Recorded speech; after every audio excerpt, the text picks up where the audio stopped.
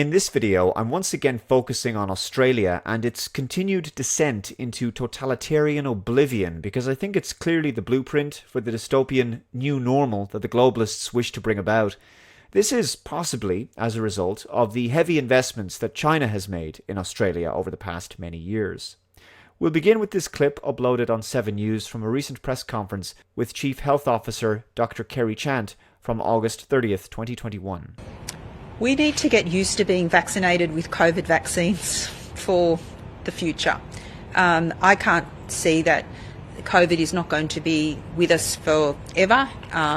Maybe in the future we can have even better vaccines and coverage across the world to achieve that. I mean, as a public health doctor, we always want to have diseases get totally eliminated, but that's not on the horizon in the near future. So booster doses, repeat doses will be part of it. You know, there'll be different advice about different schedules and which doses you get. But at the moment, our priority has to be getting first and second doses into people, and there will be recommendations about booster doses in the future. And I can assure you that the Commonwealth Government has purchased large quantities of vaccine into 2022, and this will be a regular cycle of vaccination and revaccination as we learn more about when immunity wanes. Wow, it's just so disgustingly blatant at this point, isn't it? This whole immunity wears off argument was clearly just an excuse to justify repeatedly injecting people. But it's clear how the highly sophisticated and gradual nature of the behavioural psychology behind this scam has worked over the past year and a half. Inch by inch, the population has been nudged via fear, demoralisation, conditioning, propaganda, emotional blackmail and coercion, from thinking that this would end after 2 weeks to flatten some kind of curve, all the way to 18 months and several lockdowns later, and now a regular annual schedule of jabs and vaccine passports to access basic services, travel, and take part in society. All of this stuff, apparently, is supposed to be our future.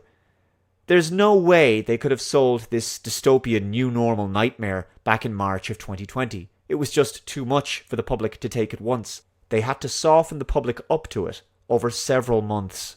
Joe Normie went from hating his face mask to now no longer seeing it as an inconvenience. In fact, it's become a fashion accessory.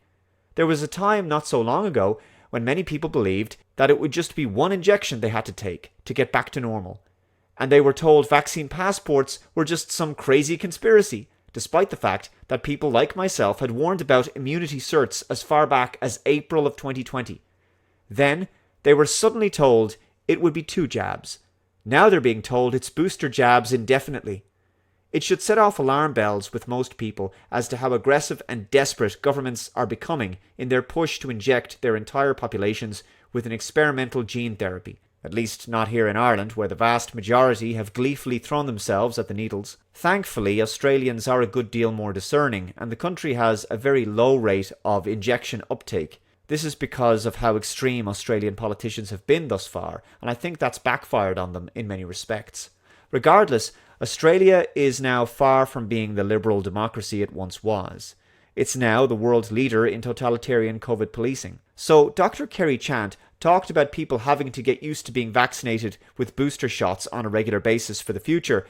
But it's strange how she said the following back on June 20th. But obviously we urge people to be vaccinated, but a key message also is just because you're vaccinated, you can still get infected and be infectious. Right, so once again, what's the point? Right, what's the point of getting injected? It's not a vaccine, clearly. It obviously doesn't give the person immunity. It doesn't stop them from spreading the virus or getting sick. It appears that the public are being given a cognitive dissonance to grapple with. On one hand, they're told that they have to get vaccinated in order to protect themselves and the community and to eventually get back to normal. But almost in the same breath, they're being told that the so-called vaccine doesn't stop them from getting COVID or passing it on to someone else. And they're also told that we're never going back to normal because there's going to be a new normal instead. So the whole thing that I'm left to conclude from a year and a half of watching the public being nudged inch by inch and conditioned through sadistic propaganda and behaviour modification is that most people are living in denial and are unable to face the grave reality right in front of them. We're now watching the next phase of the scam unfold, as the populace, who thought this nightmare would end after 2 jabs, are now being told to get ready for the boosters. In Ireland, the Independent.ie recently had the following: booster shots key to plans for ending all restrictions, and Holohan warns of up to 3,000 cases a day by mid-September. The Wall Street Journal had this: in Israel, being fully vaccinated now means 3 shots. And inch by inch, the deeply sinister agenda now seeks to mask primary school children. The Independent also had this: face masks may be compulsory for children at primary schools if experts agree. I guess so-called experts are now the ultimate authority in people's lives, to which so many people seem happy to continuously defer. Seriously, do not allow your children to go to school in face masks. Masks will retard their social development. This is nothing but abuse, to say nothing about the damage it will do to their breathing. What's so frustrating is the moral cowardice, apathy and paralysis of so many of the public out there. Now, back to Australia. In Queensland, the following is now happening. Family, working with the Queensland Government to say to the people of Queensland, we want to keep you safe. And the best way to keep you safe and to keep Delta out of Queensland is to build as quickly as possible a regional quarantine facility. So the COVID crisis has brought the world back to papers, please. Now there's talk of quarantine facilities to, keep people safe. History sure is starting to rhyme again, isn't it? I have listened to Queenslanders. I know how much they support a regional quarantine facility to be in Queensland. They want their community kept safe. That's what they're saying to me, and we are delivering it. This is a race. We are up against a highly infectious Delta variant that's sweeping the world. We don't know what's next. We need to get these facilities up and running, and everybody has seen how successful Howard Springs is. The happy, upbeat music in the background really helps to make the tyranny go unnoticed. But when it comes to how Big Pharma intends to exploit this manufactured crisis, what does the future hold? This is from 7 News. As the COVID vaccination drive picks up pace, fighting off the disease with a pill could be next. They're focusing mainly on people they think are at higher risk of getting sick. And they're seeing whether it has an impact on how sick people get. It's had some really promising results to date. Molnupiravir, developed by MSD, has a $1 billion government offer in the US if approved. Pfizer's twice-daily COVID tablet is in late-stage testing, and Roche has an antibody cocktail seeking clearance. Pfizer so confident it's already started a production line. Wow. Here we go, folks. From needles to pills. Is this where we're going next?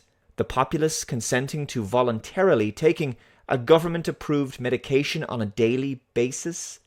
Gee, where have I seen that before? Oh yeah, from the 2003 dystopian sci-fi film, Equilibrium. The disease is human emotion. But Libria, I congratulate you. For there is a cure for this disease.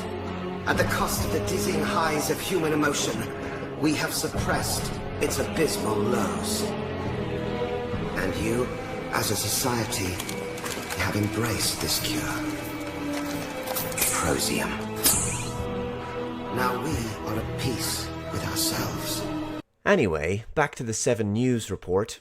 We are going full speed with all trials in parallel for this antiviral. And we are manufacturing. The federal government said to be close to a deal with at least one supplier. We'll continue to work with researchers and manufacturers of other new treatments and review those as they come along. Other treatments, hydroxychloroquine, touted by Donald Trump but widely rejected.